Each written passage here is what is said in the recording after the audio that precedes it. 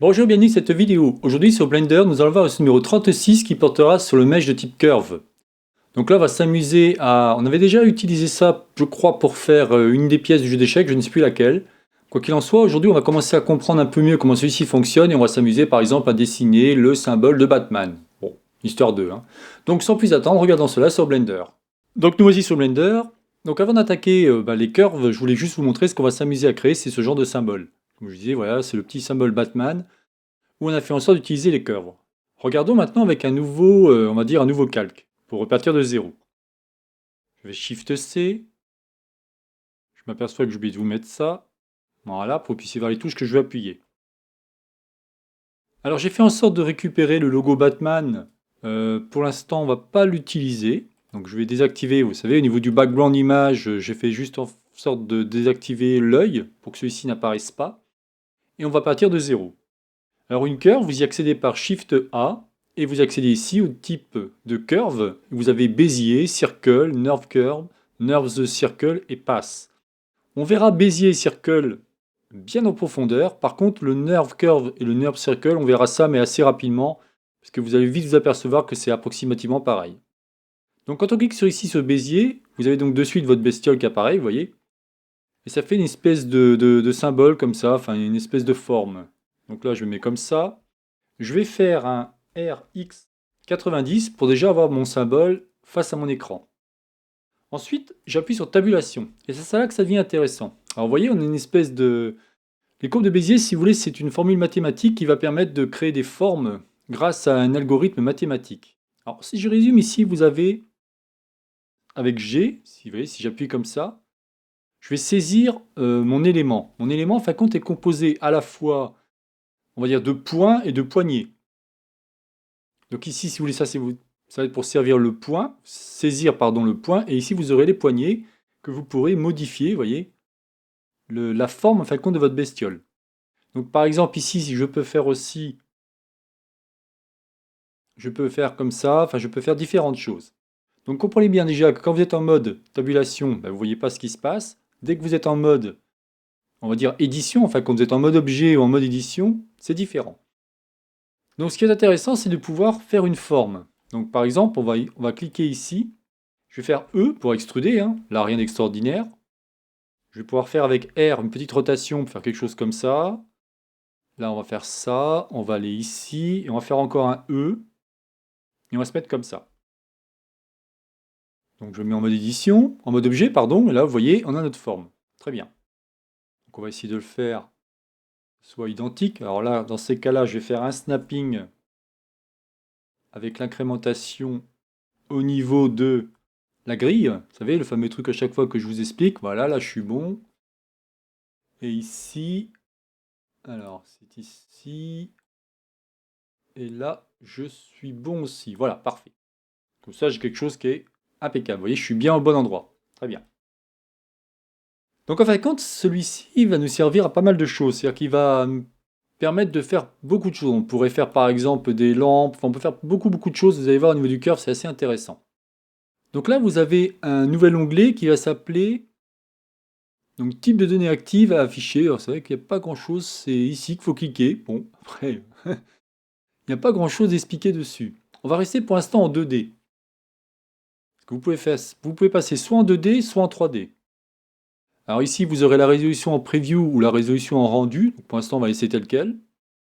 On peut ici... alors là, le remplissage, si je mets boss, pour l'instant, il ne se passera rien, ce qui est normal. Par contre, je peux déjà cliquer sur U pour fermer ma forme. Et vous avez vu, dès que j'ai fermé ma forme, celui-ci m'a créé, en fin de compte, un remplissage. Donc c'est assez intéressant, parce que déjà, vous dites, tiens, super, je peux déjà remplir ma forme. Après, ici, vous avez différentes choses intéressantes. C'est-à-dire ici, vous avez la profondeur. Vous allez pouvoir, en fin de compte, donner de l'épaisseur. Vous voyez. Là, je vous montre. Alors, ce que je vais faire, c'est que je vais mettre en vue 3 pour que vous puissiez bien voir. Ce sera plus cool. Peut-être comme ça, remarque. Ici, vous avez la résolution. La résolution, en fin de compte, c'est pour rendre votre matériau plus joli à la vue, on va dire, hein, tout simplement. L'offset, pour l'instant, n'a pas trop l'intérêt. Et l'extrude, c'est pour extruder votre matière. Donc déjà, vous voyez, c'est assez intéressant. On arrive à faire une forme. Le reste, pour l'instant, on va pas le voir. On verra ça au fur et à mesure. On verra pas tout, hein, bien évidemment, parce que c'est tellement complexe que... Alors tout à l'heure, je vous parlais de 2D. Si on parle ici en 3D, vous voyez, vous retrouvez maintenant avec quelque chose comme ça. Alors là aussi, c'est très intéressant parce que vous allez pouvoir, par exemple, dessiner une forme. Là, vous voyez, au niveau de la profondeur, bon, il n'y a pas grand-chose, donc on peut faire peut-être quelque chose comme ça. Et l'extrude, là, on va faire quelque chose comme ça. Par contre, ici, vous voyez, ici, je suis en half. Si je me mets en full, en fin de compte, celui-ci va fermer mon cercle. Et dans ces cas-là, avec ma résolution, si je continue un petit peu à modifier, on arrive à faire quelque chose d'intéressant. Ce qui est super intéressant au niveau des curves, c'est qu'on va pouvoir le modifier. C'est-à-dire que, vous voyez, je vais pouvoir, alors là, je vais enlever mon snapping, sinon ça va pas être terrible. Je vais me mettre en vue de 1, vous pouvez bien voir ce que je veux faire. On va pouvoir faire quelque chose comme ça. Donc c'est vraiment intéressant parce que de suite, vous êtes en train de faire votre forme. Imaginons, vous avez votre scène, vous voulez faire votre forme, très bien. Vous faites ce qu'il faut. Et vous pouvez à chaque fois revenir dessus. Sous réserve, vous ne l'ayez pas transformé, nous verrons ça tout à l'heure, de curve à mèche. Dans ces cas-là, c'est plus possible. Tout à l'heure, je vous parlais des poignées. Donc ici, vous avez l'arête centrale qui va permettre de déplacer votre élément. J'appuie sur G et je peux déplacer. Lorsque vous appuyez sur V, vous allez avoir différents types de poignées, on va dire. Vous allez automatique. Donc, vous voyez, celui-ci va suivre automatiquement la courbe, on va dire. J'appuie sur V. Vous avez vector. Alors, vector, c'est intéressant parce que vous allez pouvoir... Vous voyez, c'est surtout pour faire des formes angulaires, on va dire, hein. Si je fais quelque chose comme ça, on peut faire... ça peut être intéressant. Là, si j'appuie sur comme ça... D'accord? Vous pouvez faire aussi, donc je vais faire V, aligner. Alors aligner, c'est-à-dire qu'il va s'aligner, ma poignée va s'aligner en fonction de la courbe. Regardez, par exemple, je fais R, je fais ça. Vous voyez bien que ma poignée s'aligne en fonction de ma courbe. Un autre aussi intéressant, si j'appuie sur V, c'est Free. Alors Free, c'est vraiment, bon, bah, c'est libre, hein, comme vous comprenez en anglais. Et ce qui est intéressant, c'est que vous allez pouvoir manier les deux poignées. C'est-à-dire que vous pouvez manier, vous voyez, la première et la deuxième. Ils sont indépendants. Donc ça, c'est assez sympathique. Ensuite, comme pour beaucoup de choses au niveau du curve, vous pouvez faire, mettons, sélectionner les deux poignées. Alors, je sélectionne mon premier point, pardon, et mon deuxième point. Et je fais W. Je vais pouvoir donc faire une subdivision. Vous voyez? Là, c'est pas mal parce que de suite, je vais pouvoir après changer et ainsi de suite. Si vous voulez que toutes vos poignées soient en mode automatique, je sélectionne tout avec la touche A, j'appuie sur V et je mets en automatique. Et là, vous voyez, automatiquement, ma forme va changer en fonction du type de poignée que l'on va utiliser. Ah, si je fais V, je mets en vector, vous voyez, on aura quelque chose de plutôt angulaire. Si je fais V, je mets en automatique, on a quelque chose plutôt, on va dire, d'arrondi. V, je mets en aligné. Bon là, ça ne change pas trop, mais les poignées, simplement, ont évolué pour bien suivre les formes, vous voyez. Donc comme je disais ici, on a full. Alors très souvent on se sert de half ou full. Le reste, j'avoue que je m'en sers pas trop. Vous pouvez bien entendu repasser en 2D. Et ici je vais faire par exemple boss. Et là automatiquement ma forme est pleine.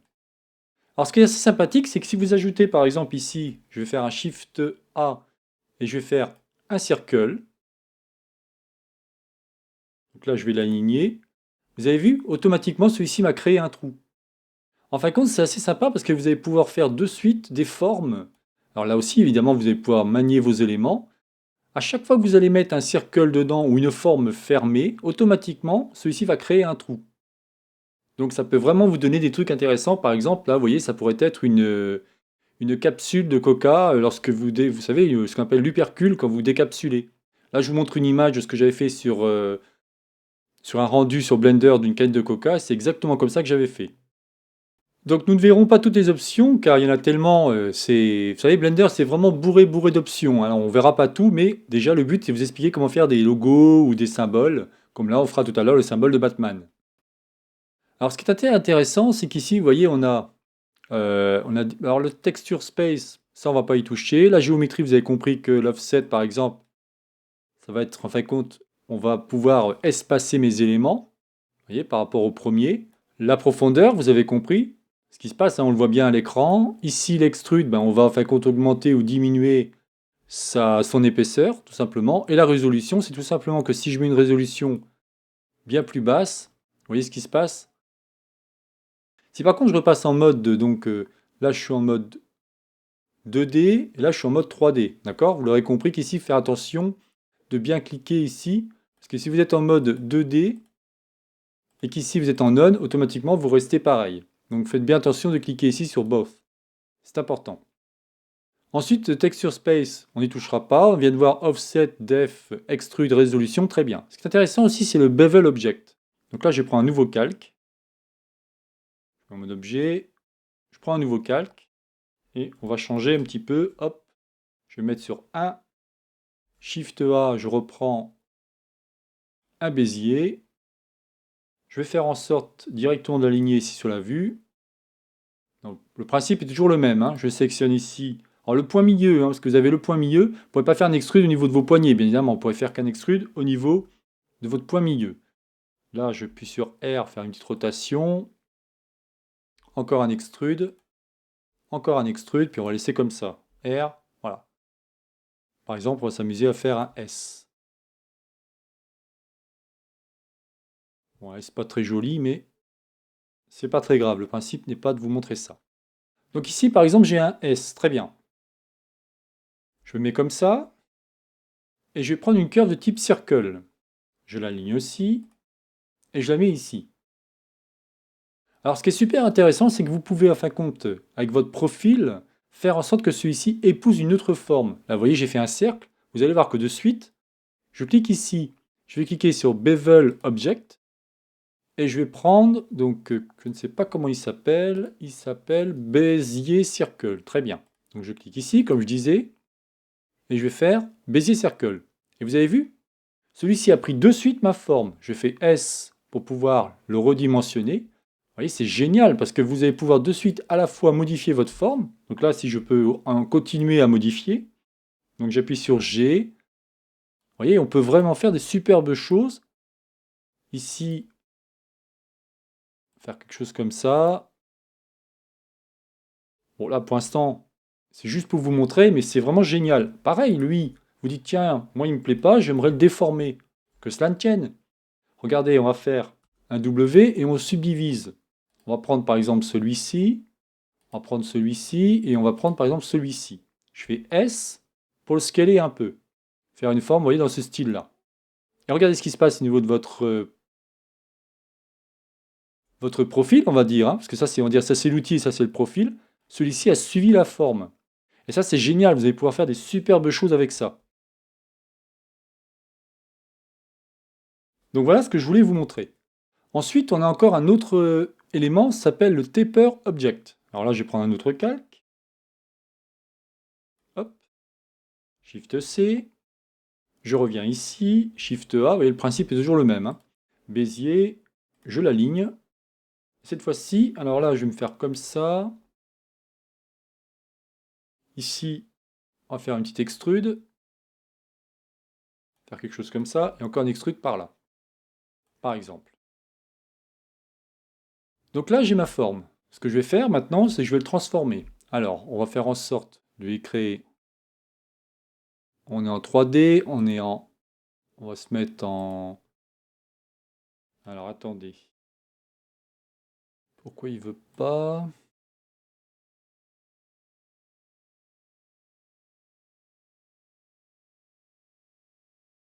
Là, on va faire en sorte d'augmenter. Ah oui, parce que vous voyez, comme j'étais en mode orthogonal, on ne le voyait pas. Donc on va faire déjà de la résolution. Changer un peu sa résolution. Ici, je suis en boss. On peut se mettre en 3D si on veut. Bon, on va rester en 2D pour l'instant. Alors, l'extrude. Voilà, pour qu'il y ait d'épaisseur. Et qu'il y ait quelque chose comme ça. Donc si je passe en 3D, qu'est-ce qui se passe? Je vais me mettre par exemple en full. Voilà, comme ça j'ai une espèce de tuyau. Super. Je vais donc créer ici, donc je mets comme ça, Shift A, un autre Bézier. Je vais le mettre ici. Alors je vais faire un RY90, non, perdu. Tant pour moi, RX90, voilà. Et on va lui faire un extrude sur celui-ci. On va le mettre comme ça. Donc vous voyez, votre forme, elle est comme ça, hein. Je prends cette forme, je clique sur Taper Object. Alors celui-ci s'appelle... Donc celui-ci s'appelle Bézier Curve 004. OK. Je prends ma forme et je vais ici. Et regardez ce qui s'est passé. En fin de compte, votre objet, c'est modifié en fonction de lui. C'est-à-dire que là, c'est intéressant, c'est que vous allez pouvoir... Vous voyez ce qui se passe? Ça va l'affiner par rapport au mouvement que vous faites ici. Vous allez pouvoir le faire grossir, le faire affiner, et ainsi de suite. Donc là aussi, c'est intéressant, vous pouvez lui donner un effet complètement différent par rapport à cette courbe. Donc, moi, j'avoue que je me sers très souvent du Bevel Object, Taper Object, pas trop souvent, mais il est toujours intéressant de savoir comment celui-ci fonctionne. Donc maintenant qu'on a vu un peu plus en profondeur les outils, comment ils fonctionnent, on va pouvoir faire notre logo Batman. Nous allons aller dans un nouveau calque, et on va appuyer sur N. Là, on a déjà notre élément qui apparaît, c'est super. On va faire donc Shift A, forme Bézier. On va aligner directement pour pouvoir le faire. Très bien. On va se mettre ici. On va commencer à peu près ici. Tabulation. On sélectionne tout et on va se mettre en vecteur directement, je pense. Je sélectionne tout. V, vector. Voilà. Je prends donc ma première poignée et je vais dire, mettons, je veux qu'il soit ici. Alors là, ça ne me va pas. On va prendre celui-ci ici. Alors là, après, si vous voulez, c'est un peu long parce que c'est du peaufinage, hein. Là, je vais vraiment vous expliquer de manière assez rudimentaire. Et après, à vous de jouer avec, hein. De toute façon, je vous fournirai l'objet.blend, hein, comme ça, pour le récupérer sur mon laboratoire. Donc là, je fais E. Ah, il m'a fait un truc bizarre. On va se mettre comme ça. Là, je fais E. On va se mettre comme ça. Imaginons, je sélectionne tout. J'appuie sur V et je me mets cette fois-ci en automatique. Et vous avez vu, de suite, ça me fait des formes beaucoup plus intéressantes. Donc là, je prends ça, E. On va se mettre à peu près ici. Là, j'appuie. Vous voyez, déjà, on arrive à commencer à créer notre forme. Ici, par exemple, je vais faire en sorte d'appuyer ici, lui faire subir une rotation. Voilà. Par contre, quelque chose qui ne me plaît pas ici, c'est que j'ai l'impression qu'il y a deux extrudes. Si je fais Remove Double, non, ça ne marche pas. Là, je pense que si je fais X et que je supprime, ouais, j'en avais un qui était orphelin. Voilà. Très bien. Donc je prends celui-ci, on va le placer ici. En fin de compte, après, vous jouez avec les poignées. Vous verrez que, à force d'apprendre, à force de pratiquer, on va dire, vous allez vite comprendre comment ceci fonctionne. Donc là, je me mets comme ça. Hop. Ici. Voilà. Donc là, j'appuie sur E. Alors là aussi, c'est pareil. N'oubliez pas qu'ici, vous avez vos poignées. Donc vous pouvez cliquer sur les poignées, rotation, et vous pouvez le faire revenir en fin de compte. En appuyant sur G, vous voyez, on va avoir quelque chose de plus sympa. Là, par exemple, vous voyez, il faudrait que je me mette, dans ce cas précis, il faudrait que j'appuie sur V et que je me mette en mode free. Pourquoi? Parce que je vais pouvoir cliquer sur celle-ci, faire une rotation et pouvoir directement faire mon angle comme ça. Après, avec mon autre élément, je fais R et je peux me mettre comme ça. Ici, j'appuie sur E pour en faire une deuxième. Rotation. Vous voyez, le principe est toujours le même. C'est exactement le même. Donc on se met comme ça. OK. Et voilà. Donc là, vous voyez, on vient de commencer à faire notre logo Batman. Donc j'irai pas trop loin parce que je vois pas l'intérêt de vous le dessiner. Vous avez vite compris le principe. Le but n'est pas de vous montrer comment créer quelque chose. En tout cas, on ne fera pas pour l'instant. Mais le principe est exactement le même. Donc si je continue, je fais E. Je vais aller jusqu'ici. Là, là c'est pareil, regardez. Là, ça va pas. Donc j'appuie ici sur V. Et je vais dire Free. Comme ça, je peux toucher qu'à cette poignée et réussir à faire mon angle. Vous voyez, c'est cool. Alors ici, on va un petit peu manier pour que ce soit plus propre. Donc là, par exemple, c'est pareil. On va la rendre libre. Donc il faut toujours appuyer sur celle du milieu hein, pour que celle-ci fonctionne, pour que celle-ci, sectionne les deux poignées. Vous appuyez sur V, on fait free. Et là, on peut directement, vous voyez, faire quelque chose comme ça. OK. Alors ici, peut-être que celle-ci n'est pas intéressante. Vous pouvez faire X. Comme ça, vous supprimez directement votre élément. Et peut-être que vous voyez, on va peut-être réussir à faire quelque chose d'intéressant ici. Là, c'est pareil. J'appuie sur V, je mets free. Comme ça, j'ai qu'une seule poignée que je peux modifier. Donc je fais R pour pouvoir avoir quelque chose comme ça. Et ici, je fais quelque chose comme ça. Vous voyez, on a pas mal. C'est pas encore ça, hein, mais on arrive à quelque chose d'intéressant.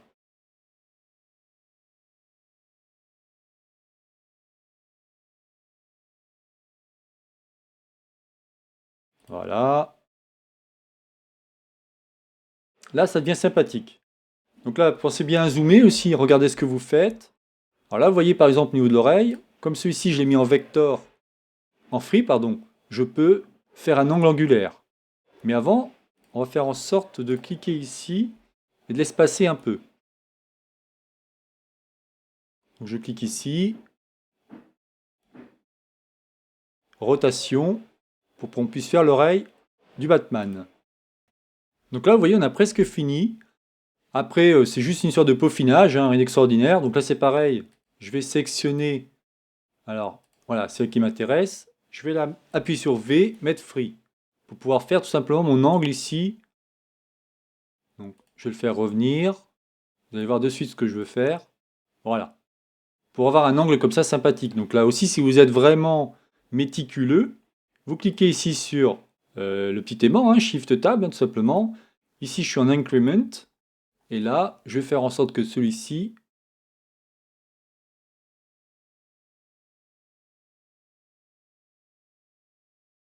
voilà, se positionne parfaitement. Et je vais le faire de même pour ici. Donc on va dire qu'on est comme ça. Là, on est bon aussi. Super. Alors là, vous pourriez me dire, bon bah ok, mais c'est long à faire parce qu'il va falloir faire l'autre partie. Non, je vais vous donner une petite subtilité. Nous venons de créer la première moitié et maintenant on va faire l'autre moitié. Alors vous allez faire tout simplement un Shift D. Vous appuyez sur X et on va le faire comme ça. Là, on va faire un truc intéressant qu'on n'a pas encore vu, c'est CTRL M, X. Et vous avez vu, automatiquement, ma forme, elle s'est dupliquée. Je prends les deux. Ce qui est intéressant, c'est que j'ai fait l'effet miroir. Ça, je vous expliquerai ça un peu plus tard. Ou si je vous montre ça rapidement, c'est tout simplement ici. Vous voyez, c'est CTRL M, c'est ici, mirror. Alors maintenant, on prend les deux, on fait CTRL J. Donc maintenant, ce qui serait intéressant, c'est de pouvoir fermer notre forme. Parce que vous voyez, là, si je mets en mode objet, on voit bien qu'ici, il y a un trou. Et puis là, bon, on ne le voit pas bien, mais si je regarde, il y a un trou aussi. Donc le but, ça va être en fin de compte de pouvoir fermer ma forme, pour après jouer avec. Donc si je fais première sélection, Shift enfoncé, deuxième, je vais appuyer sur F. Le problème, vous voyez, il m'a créé quelque chose comme ça. Je peux avec S, donc là ça ne voudra pas, donc si je fais ici avec S, le but, vous voyez, ça va être de tout doucement réduire. Alors on peut le faire aussi avec les poignets, G. Là c'est pareil, G. Pour essayer d'avoir quelque chose d'un peu plus intéressant. On peut peut-être appuyer ici et ici, et appuyer sur V et mettre en vector. Et voilà, parfait. Parfait, sauf qu'ici, on a quelque chose qui est plus comme je voudrais, mais c'est pas grave, regardez. Je vais repasser V, je vais mettre en mode aligné. Là, je vais faire quelque chose comme ça. Lui, on va le faire revenir par là. Et on va réussir tout doucement à recréer ce qu'on veut faire. Vous voyez? Et là, donc c'est pareil, j'appuie ici, V, je me mets en Align, j'appuie ici. Donc lui, je vais faire en sorte tout simplement de déplacer comme ça, et lui, faire quelque chose comme ça. Ok. Donc là, on va dire qu'on a le début de notre... on a fermé notre première forme. Regardons la deuxième. Alors la deuxième, c'est un peu plus compliqué parce que vous voyez, elle est vraiment très petite. Alors ce qu'on va faire, c'est qu'on va prendre le premier, on va l'écarter. Deuxième, on va l'écarter. On prend les deux et on fait F. F pour fermer ma forme. J'appuie sur V et je me mets en vector. Comme ça, je prends le premier, je vais me placer ici, parfait, avec mes poignets, rotation, on va essayer de revenir là où on était, ok. Je prends donc mon deuxième, je le mets ici, hop, rotation, et là, je suis parfait. Ok. Notre logo est terminé. Maintenant, il faut lui donner de la profondeur. Pour lui donner de la profondeur, soit je me mets ici en 2D Et vous voyez, j'ai une espèce de plaque comme ça où je peux extruder. Je crois que c'est ce qu'on va garder, hein. Ici, on va lui mettre de la profondeur, enfin du bevel, pardon. Ici, on va lui mettre un peu de résolution, vous voyez, pour que ce soit plus sympathique. Et après, ici, l'offset, dans l'offset, il n'y a pas tellement besoin, quoique ça peut être sympa. Petite chose aussi que j'ai oublié de vous signaler. Alors ici, je suis en 2D. Si je passe en 3D, ben, on ne voit pas grande différence, à part que celui-ci me fait que le contour. Chose importante, si par hasard, regardez, je prends celui-ci, je fais quelque chose comme ça, et que je repasse en 2D, automatiquement, celui-ci m'a aplati ma forme. C'est évident, parce que 2D, ça va être XY, 3D, ça va être XYZ, donc Z pour la profondeur. Voilà, c'était la chose que je voulais vous expliquer. On vient de créer notre logo. Très bien. Si on regarde celui que j'avais fait au début, c'était celui-là. Vous voyez, on est presque à l'identique, donc c'est cool. Alors maintenant, ce qu'on va faire, c'est de créer... Alors, je vais faire en sorte avant de supprimer lui et lui. Voilà. Je reviens sur mon calque. On va le lever un petit peu. Et on va lui créer, par exemple, on va faire Shift A. On va lui créer un mesh de type plane. Pardon, je recommence. Shift C pour revenir ici au niveau du curseur 3D. Shift A, plane. S pour l'augmenter. On va faire quelque chose comme ça. Voilà, par exemple. Là, je commence à vous montrer en fait comment créer un studio. Vous allez vite comprendre de quoi je veux parler. Donc là, je vais sélectionner, je vais mettre en Z, B, prendre celui-ci, on va le monter un petit peu. Hop, ici pareil, on va lui faire quelque chose comme ça. Ok, et ici, on va lui faire quelque chose comme ça. Voilà. Vous voyez, j'ai rajouté tout simplement des edge loops. Après, ce que je peux faire, c'est lui créer un modifier de type Modifier Surface, afin que celui-ci soit plus cool en deux. Voilà. Et on va carrément en smoother. Voilà. Comme ça, si je prends ma caméra, que je prends 0, donc là, j'ai plus de caméra. Très bien. Shift A, je vais rajouter ma caméra. En gros, on repart de 0 là, hein. C'est qu'on fait CTRL ALT 0. CTRL ALT 0 va permettre en fin de compte de pouvoir directement arriver au niveau de la vue caméra, mais pouvoir être au niveau des yeux, au niveau de la caméra, vous voyez. Avec G, je vais pouvoir déplacer. Donc j'appuie ici. Ah, j'étais pas au bon endroit. G, j'appuie sur le bouton au milieu de ma souris, vous voyez. Je vais pouvoir automatiquement commencer à centrer. C'est exactement comme ça que je fais quand je crée mes scènes, hein. Là, je vais faire S pour histoire de bien voir mon logo, et c'est parfait. Alors maintenant, il nous manque une lumière. Donc là, par exemple, on va rajouter une lumière de type soleil. Donc là, je fais lampe. Là aussi, on verra tout ça plus tard, mais je voulais commencer à vous montrer un petit peu comment créer un petit environnement. Bon, ça ne sera pas top, hein, parce que, croyez-moi, c'est un peu plus long que ça normalement, mais bon, c'est pas très grave.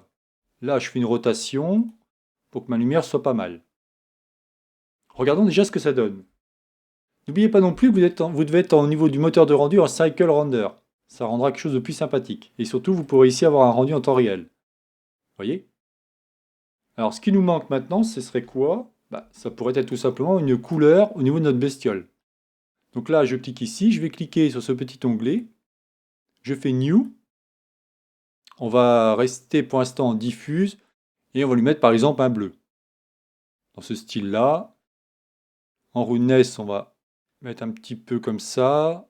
Tout ça, je vous expliquerai ça, bien évidemment. Là, j'essaie vraiment de vous montrer rapidement comment faire des choses. Vous pouvez voir ici la preview, c'est assez intéressant. Mais on verra ça bien plus tard quand on attaquera iCycle, le moteur de rendu Cycle avec les différents nodes. Vous verrez que là, c'est beaucoup plus intéressant. Là, si je vous montre rapidement, vous allez voir de quoi je parle. Comme ça, au moins, vous verrez comment je travaille. Je vais ici dans Node Editor. Et voilà. C'est là-dessus qu'on va jouer en fin de compte. Parce que ici, si vous voulez, c'est exactement ce que vous voyez ici, mais sauf que c'est fait par un tableau de différents éléments. Et si je fais Shift A, par exemple, je veux rajouter un type... donc je vais mettre un shader glossy. Et grâce à un add-on que j'ai, si j'appuie sur Alt et je fais un lien comme ça, automatiquement, il me fait un mid shader. Et je peux lui rendre déjà un rendu assez sympathique. Donc vous voyez, en fin de compte, ici, on peut s'amuser. Alors ça, on verra ça un peu plus tard, mais on peut déjà s'amuser à faire quelque chose de sympa. Si ici, maintenant, je fais Shift Z pour regarder ce que ça donne, voilà le premier logo qui a été créé. Vous pouvez faire après ensuite un rendu, cliquez ici sur le petit appareil photo. On va se mettre carrément en full image.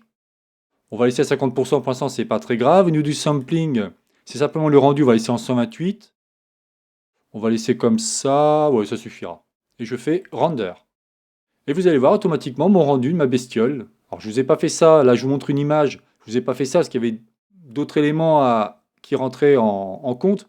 Mais voilà déjà ce que vous pouvez vous amuser à faire avec le moteur de rendu Cycle, ainsi que les textures, les shaders. Tout ça, vous inquiétez pas, je vous expliquerai ça, mais je voulais au moins commencer à vous montrer un petit résultat. Alors, chose importante, ce qu'on n'a pas encore vu. Alors là aussi, vous avez ça. Imaginons que vous voulez garder votre image.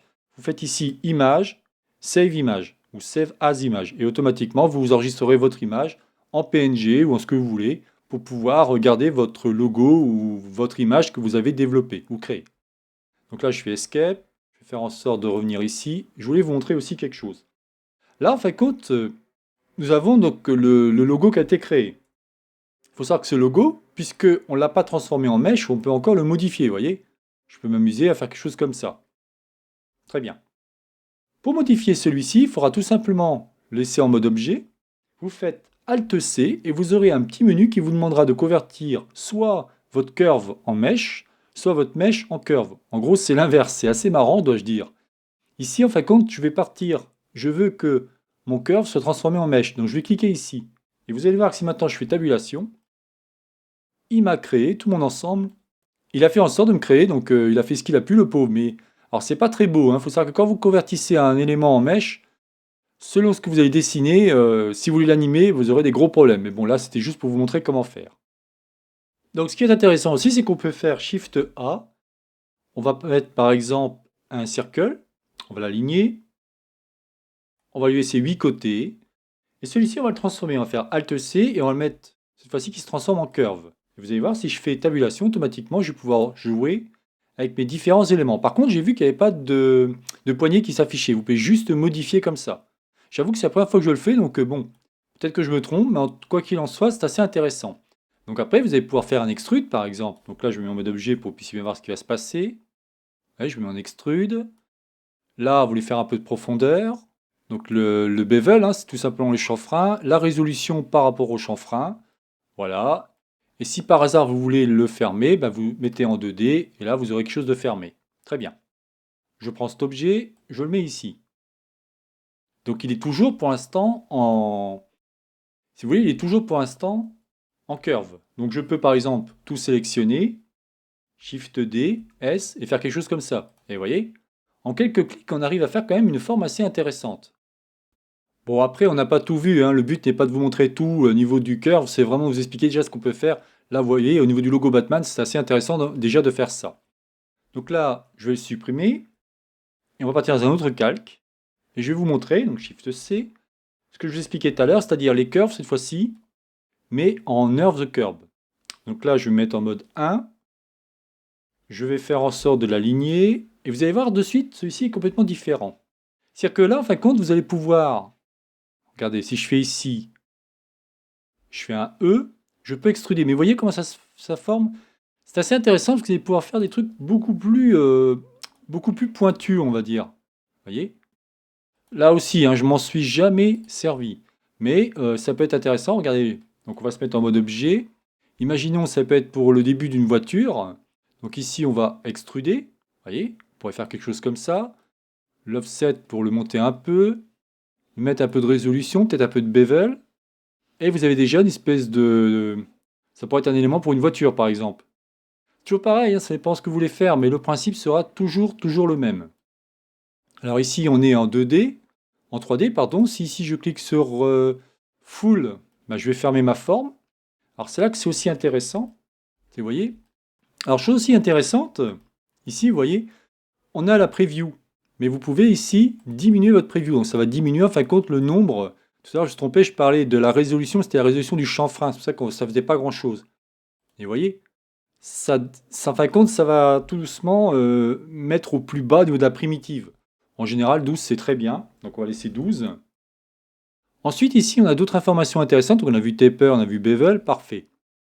Ici, vous avez le début, c'est-à-dire que vous allez pouvoir faire, vous voyez, quelque chose comme ça. Ça peut être sympa.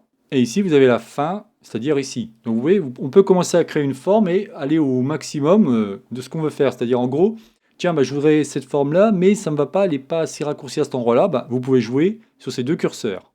Alors après, c'est toujours pareil, il y a plein d'options. Là, je vous laisserai jouer avec pour bien comprendre comment celui-ci fonctionne.